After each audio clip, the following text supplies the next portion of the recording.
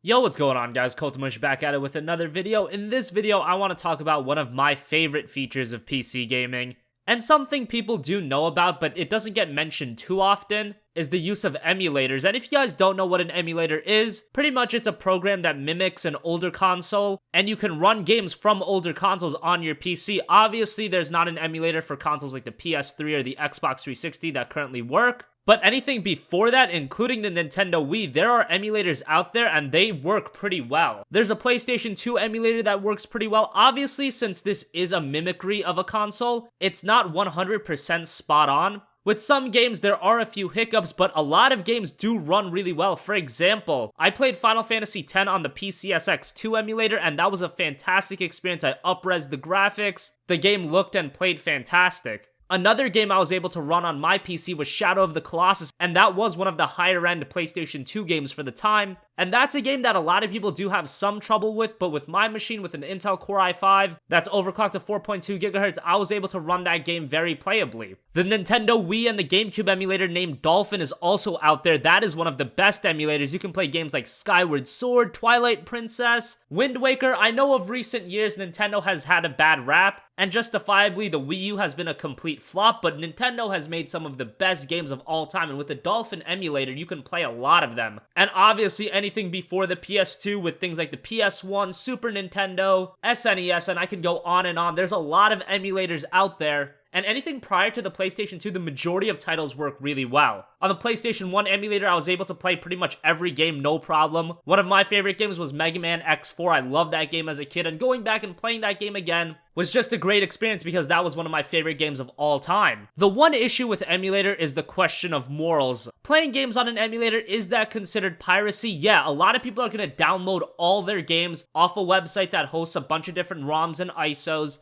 And you know, a lot of people can see that as piracy, but the fact is a lot of these games aren't even available to purchase anymore. One of my favorite PS2 games of all time, like Dot Hack, if you want to buy that game on eBay, it's like $60, and that's a 4-part game. I'm not about to spend $240 to play a PS2 game. And the thing is, a person like me, I like to go back and play games that I've already played, and games that have nostalgia to me. So these are games I already bought when I was a kid and growing up as a teenager. I've bought countless PlayStation 2 games over the year, and I own a lot of these games that I do play. So really, is it piracy? I already gave the developers my money one time. The majority of the games I still own because I really never traded in my games. So really, is it piracy? I don't think so, because I already handed the developers my money. So what if I play them on a different platform? It doesn't really hurt them that much. They already got my money. I'm sure they're happy. They're not making any more money off these games. And you know, the fact that I own a game like Rogue Galaxy, I don't really want to pay $15 and get that game again on the PlayStation 4. I'm not about that double dipping life. I paid for the game once, let me play it how I want it. The developers already got my money, so I think that's fine. But yes, if you've never played these games and you're just downloading a bunch of ROMs, a lot of people are going to see that immoral and you taking money from developers for games that they worked hard on. But again, a lot of these games are not in circulation anymore. More of them are coming back through digital download, and if that's the case, I would buy them. But like I said, with a lot of them, you just can't find them online anymore.